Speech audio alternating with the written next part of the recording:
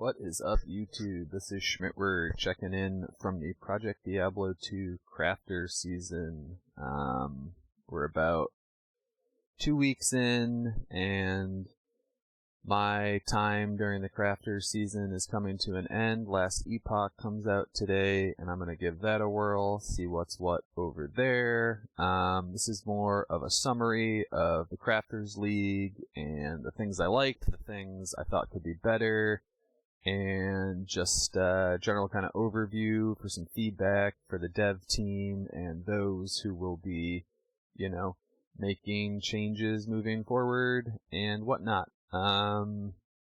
First off, I'd like to say thank you, dev team, for giving us this Crafters League. Obviously Season 8 was getting extremely stale, and as much as we want Season 9, if that's not something you guys could give us, that this is, something that sits in its place and was a lot of fun for the most part. That being said, it seems like the timing window of the Crafters League would have been perfect for Season 9. Now, the timeline of, when Season 9 could come is a little complicated just based on S8.5 coming out, Path of Diablo being a thing March 8th, if that holds to its timeline.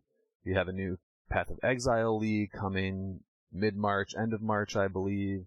And then to a lesser extent, D2R has a ladder launch this weekend as well that, isn't really a conflict for PD2 players, as D2R content is very limited, and once you play a mod like PD2, I don't think D2R really interests you.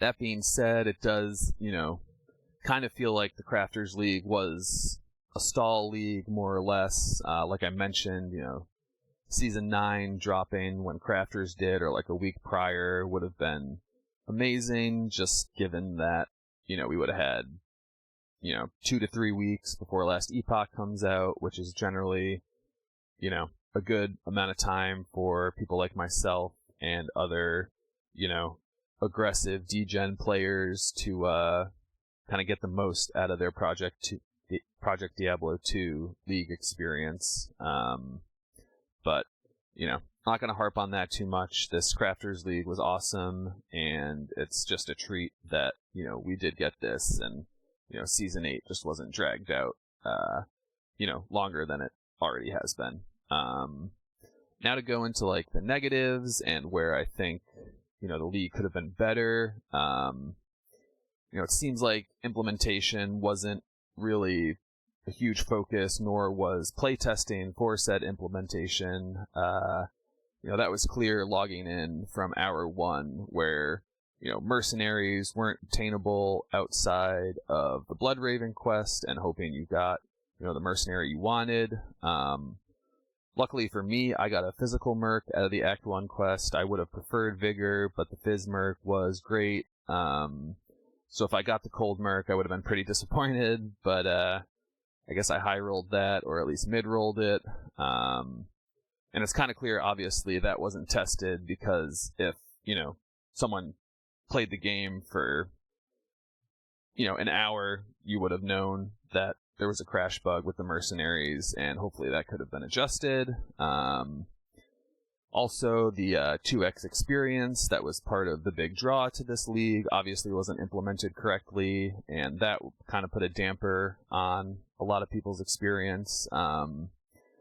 Obviously, I did end up pushing 99, as you can see here. I got, rank 1 hardcore Amazon, rank 2 overall on hardcore. The plan was to either go for bossing or a 99, just kind of see how the league played out. And yeah, that kind of goes into my next point, where the P1 content was, from the start, pretty bad, and it still feels pretty bad. Outside of doing Ubers, Diablo Clone, and Rathma on P1, the mapping just feels not rewarding at all. Last Crafters League, the increased percentage of Dark Wanderer and Goblin events really made that P1 mapping worthwhile, as you could get the World Stone shards you needed to get the GG slams you were after, or the crafting materials to get the, crafting mats and or P-gems to roll skillers for builds, which is obviously super important and part of what made last Crafters League so successful, in my opinion. P1 content, farming maps just feels really bad. Like, you're getting some bases, but that's really the only thing you're getting outside of the map events, which, you could play and run through the maps, but I don't see the benefit there. Personally, I'd like to full clear maps and have it be a worthwhile experience. For the first 5 days or 6 days, I really just played P1 content, and it was really discouraging in its current state pre that first patch that seemed extremely late. The P1 content was a big letdown, and that's what kind of made me push this 99 on my Amazon. Even before the double experience was implemented properly, I said, screw this P1 content. I'm going to be a P8 Andy with some friends and just try to push 99. So that's kind of what I did, and that did make my experience better, but also P8 content, it's not for everybody. I personally don't get much joy out of pushing experience just because you're not getting upgrades. Luckily, I'm a public game enjoyer. I was sitting in public games looking for skillers and, Javazon gear the whole time. So I got my skillers really early compared to, my friends who sit in their private games and just farm and don't want to deal with the general public and then complain about not having skillers. I don't know. It's, I was able to gear up to a level that, was adequate for being a frontliner in P8 maps and pushing experience in those kind of deadly tier 3 areas. I really had one close call pushing 99, and that was in a bugged Pandemonium Citadel where it was all damned characters or damned monsters. There were like, a Bloodlord every 2 or 3 screens, but it was just lightning balls being sent at us with the map had the mod of extra lightning damage. We should have skipped it, but this was like 1, 2 in the morning, and I had been mapping for 10 hours and didn't even cross my mind that we should skip that. But in hindsight, we should have skipped that map and just went to the next one. So honestly, at the end of the day, that's on me. It seems like the goblin changes were a little half-baked compared to last Crafters. Something on hardcore is just people are missing skillers. Lifers are extremely hard to obtain. Last time, the goblin dropping perfect gems was really nice, and we could literally roll GCs to our heart extent, where this league, it seems like re-rolling GCs is a chore, and just the way crafting works and the lack of, Goblin being as consistent as it possibly should be in this type of league just leads to not having the lifers you need on hardcore. And I also heard feedback from some softcore players that it's the same thing over there. And it seems like my next point is that there's really 2 farming options for this league. You're either going to make a sorceress and farm goblins in public games or P8 games. You can craft to do like, CS or bail runs, and then you have a Sorc just teleporting around. Personally, I use my tier gaming sorceress. I would join public games in Hell or Nightmare, ask if they mind if I farmed goblins while they did whatever they were doing, and most of the time they said, yeah, go for it. We have a higher player count, we get more XP, it works out for everybody. But the 2 farming strats are either be a Sorc and telly around hunting goblins, or have a gold find barbarian and, gamble circlets, buy mats you can trade, obviously, Vision of Terror, keys, the Rathma Void Stones, all that is purchased through gold, and that's really good currency, and the map rerolling orbs. So if you started as a Sorc or a barbarian, you were kind of in a good spot. However, people who started the other classes, like an Amazon, I just felt like I was punished for not playing those classes. I ended up, making this Sorc after the patch changes. Well, I actually made it before the patch, but then after the patch, I was, rewarded for having that Sorc where you could just tell you around LOD content.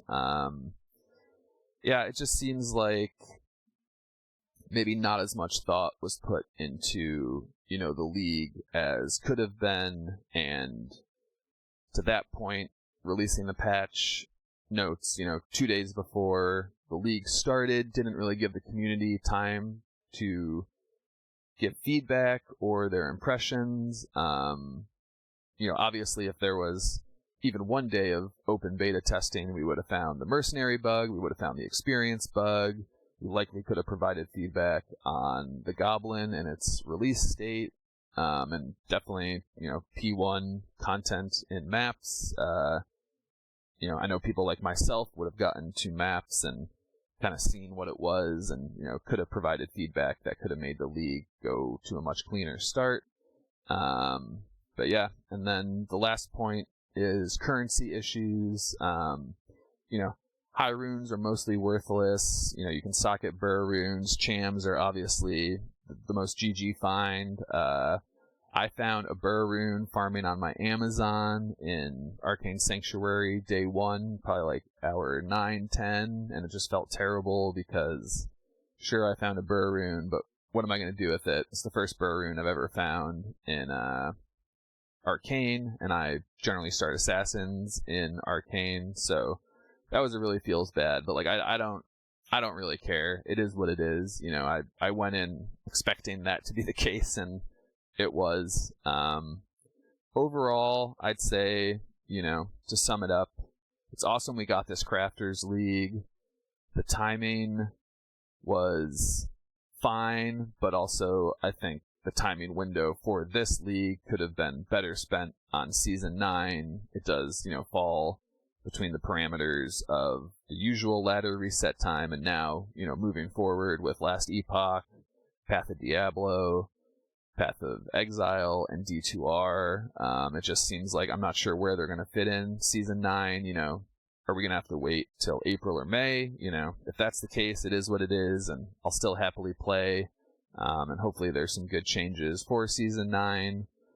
Season 8 seemed really light on the changes, and I hope Season 9 there can be more, substantial changes and just things to be excited about. But yeah, just wanted to provide that feedback, as I haven't really seen a video like this made, so I just wanted to put that out there and kind of get the conversation rolling on that. Infusions are awesome. Fucking great job on the infusions. Those are really cool. Everyone I talked to were excited for those to move to, standard seasons moving forward. I think that will really encourage people to craft more, as, you have your P-gems, and a lot of people do craft, throw barbs, and, safety chests are nice, but these infusions, if we're having those, will encourage people to craft more early game, late game, and it adds, another item to be traded with, and obviously amulets are always crafted. But yeah, at the end of the day, this is a passion project for the devs, and I don't want to be too critical, and I just want to let you guys know that we really do appreciate everything you do for the Project Diablo 2 community, and for my money, it's the best experience for an ARPG out there.